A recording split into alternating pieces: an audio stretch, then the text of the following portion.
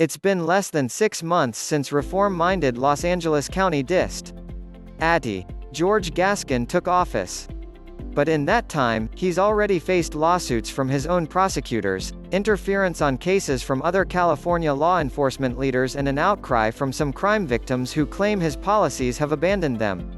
Despite the vitriol, Gascon won his November election handily, besting incumbent Jackie Lacey by more than 250,000 votes. Gascon's supporters have dismissed most of the criticisms against him as the result of misguided outrage from reform-resistant law enforcement officials or conservative politicians.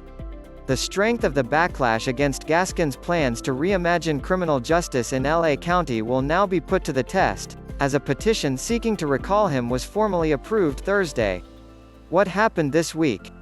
A petition seeking to remove Gascon from office was approved on Thursday by the L County Registrar, which oversees elections. Recall organizers must collect signatures of support from 10% of L County's registered voters, a little more than 579,000 people, by October 27. Gathering signatures is a costly and labor-intensive task, but if organizers succeed, then a recall election will be held.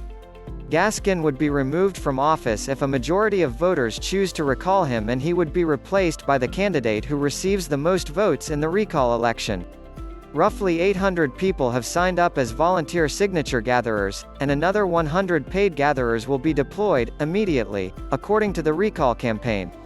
A news conference is expected to be held in the coming days, and signature collection sites have been established at dozens of locations around L County, including several gun stores and Republican office buildings.